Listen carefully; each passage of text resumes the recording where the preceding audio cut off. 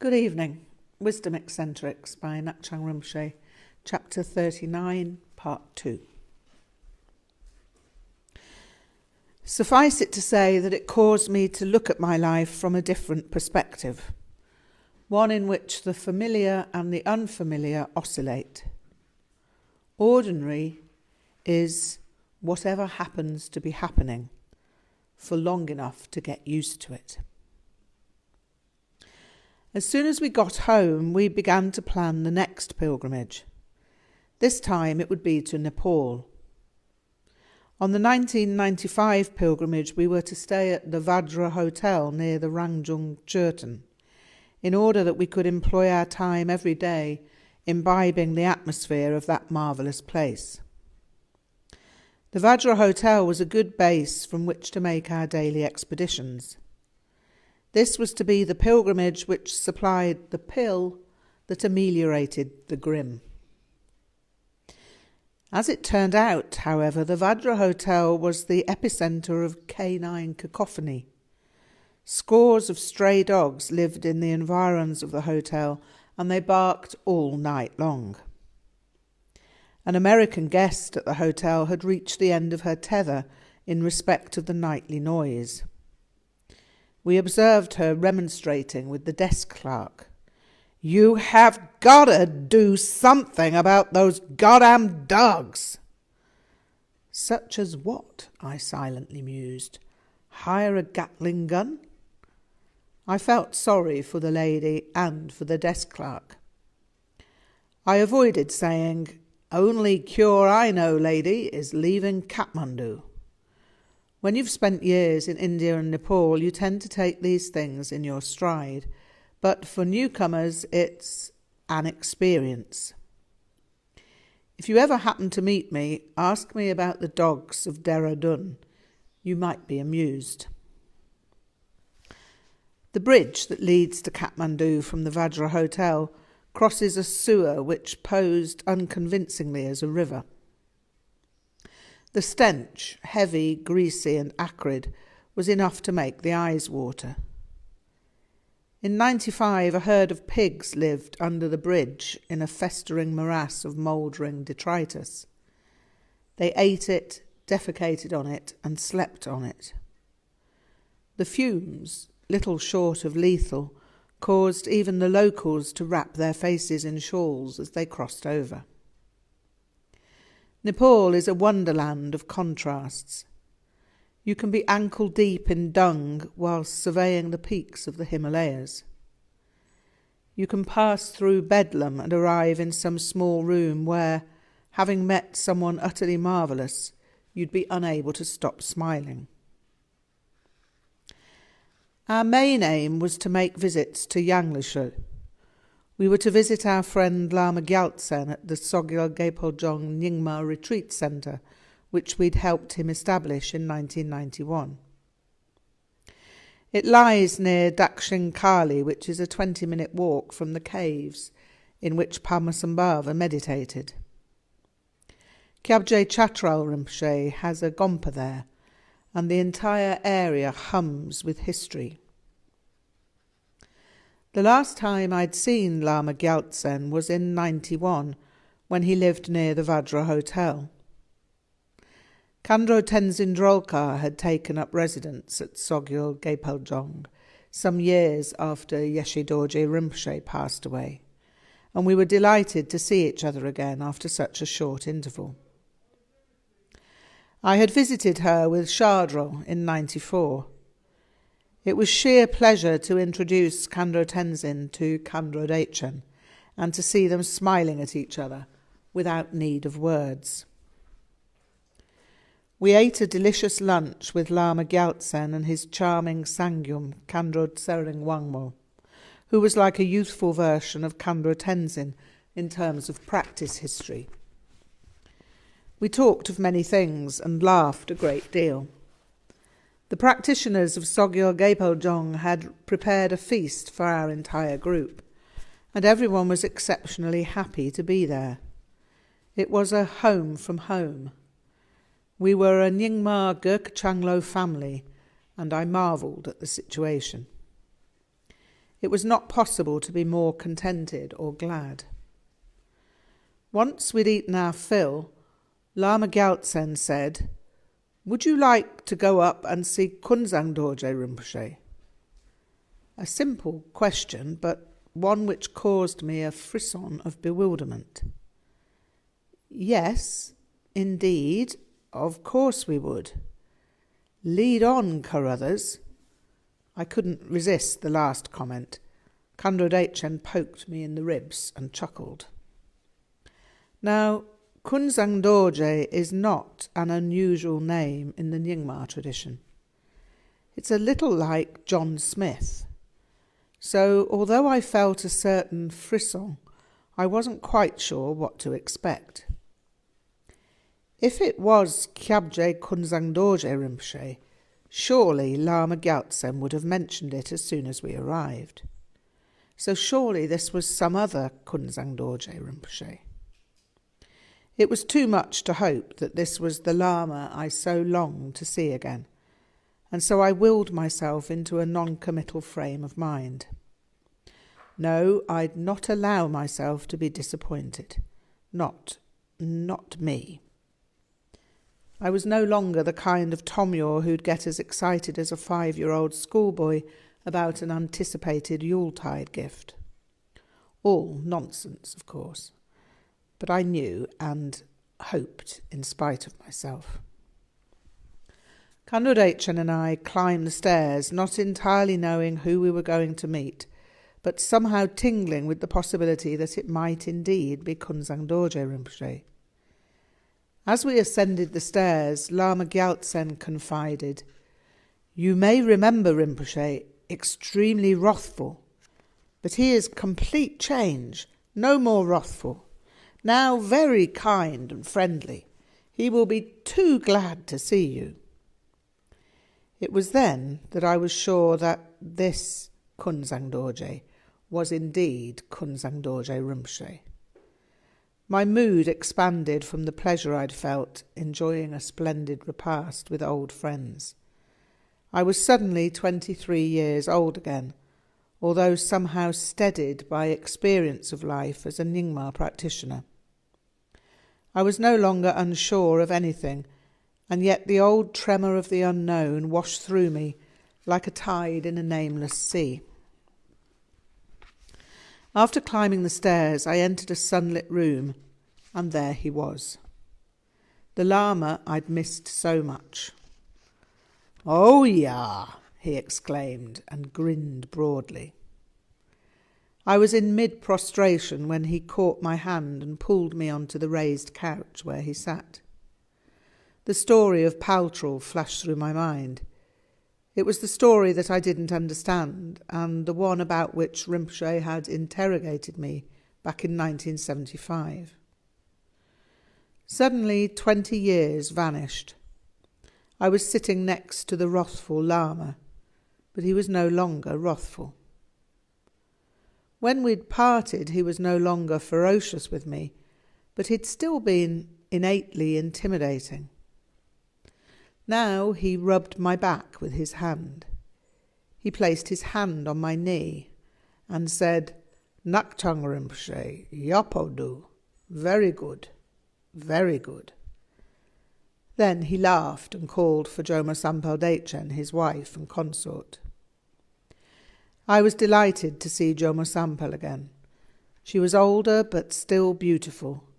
Her face had changed in some ways and become more beatific. They were both overjoyed to meet Kundra Dechen. "This Kundro," Rinpoche beamed, "is the best possible Kundro. In every way she is perfect," Rinpoche exclaimed. "I have been waiting for you both to come to see me." He held us both by the hands and alternated between laughing uproariously and saying in English, "Very good, very good." Then he hugged us both again. In 1990, I saw photographs of you when a student of Tarchin Rinpoche came to visit me.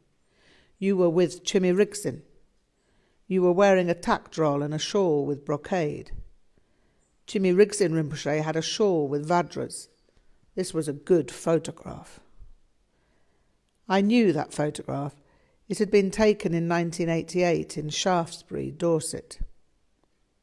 Chhi'méd Rig'dzin Rinpoche had wanted a formal photograph of the two of us together, and Rig'dzin had taken us to a professional photographer. I wondered how the photograph had made it out to California, where Dzogchen Rinpoche lived, but remembered that I sent some photographs to Dzogchen Rinpoche in 1989 when he first established Pema Ösel Ling. Chhi'méd Rig'dzin Rinpoche very fierce looking in this photograph, but you are also looking very strong, Rinpoche laughed, with very big eyes. I liked this photograph too much.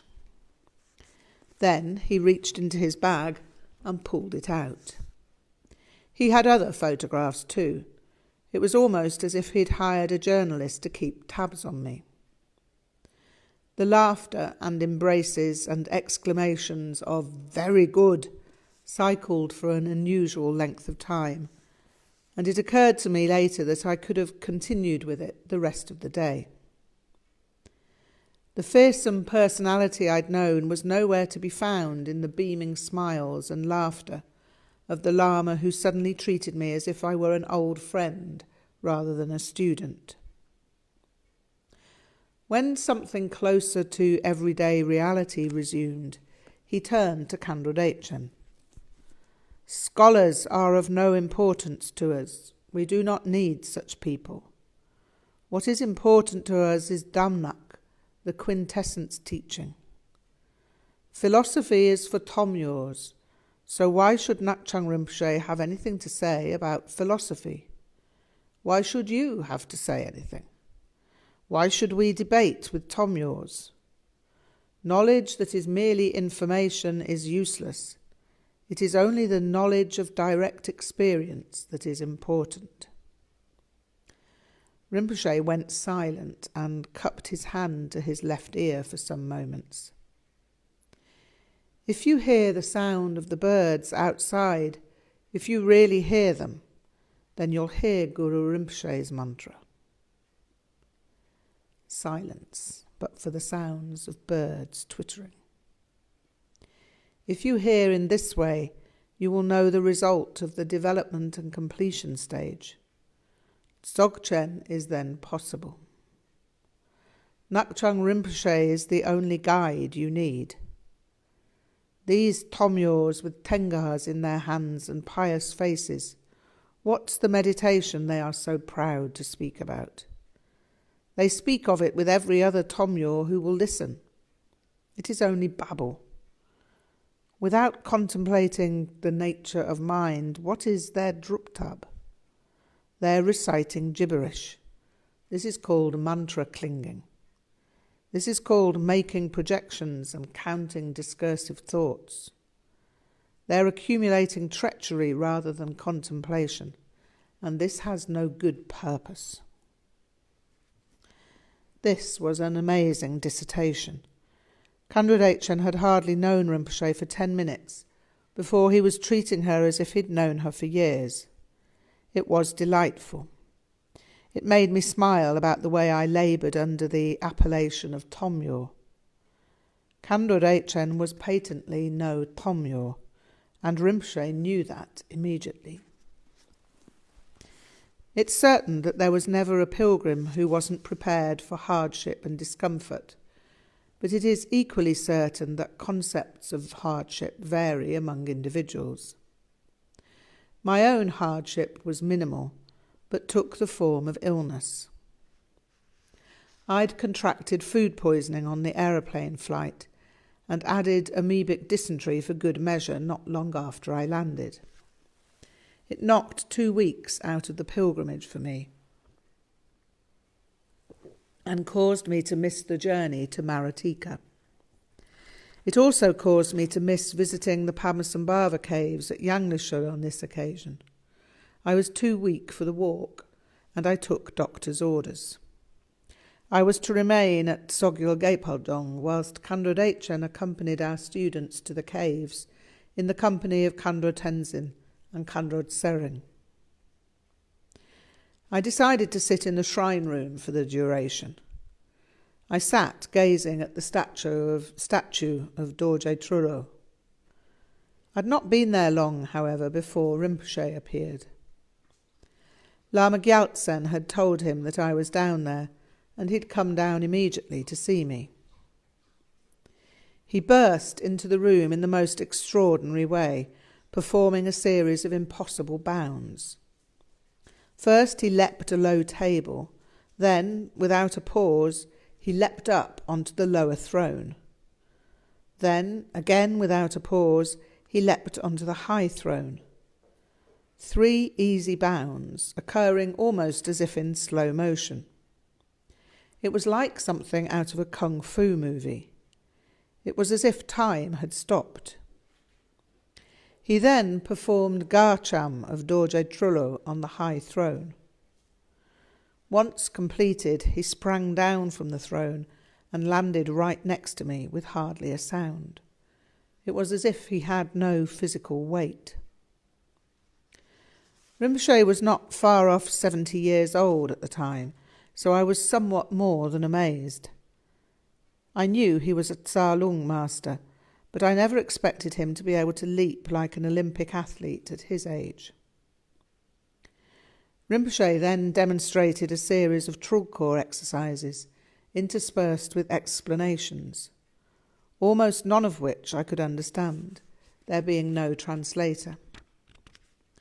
My Tibetan is fairly rudimentary, and although I could follow to a certain extent due to my knowledge of technical terms, the situation was mercurially unfathomable, and yet there was no need to know anything more than was apparent. I knew the Trulkor exercises, so that was nothing that needed explanation. It seemed that Rinpoche was deploying these methods as a vehicle of transmission, and all I had to do was sit and wordlessly observe.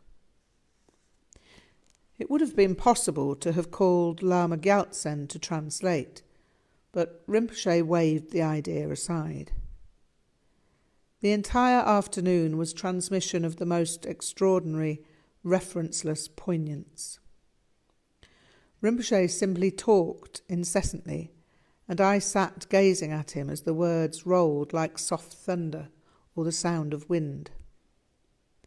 His eyes were fixed on me and mine on his, and it was impossible to recall how much time was spent in this way. It turned out to be 3 hours, but I have no concept of how the time passed. Once Rinpoche had concluded his verbal communication, we sat in silence until Kandro Dechen, Kandro Tenzin and Kandro Tsering returned with our party of students. We heard Kandro Dechen's voice, and Rinpoche and I turned to each other and smiled. "Oh yeah, Kandro returning."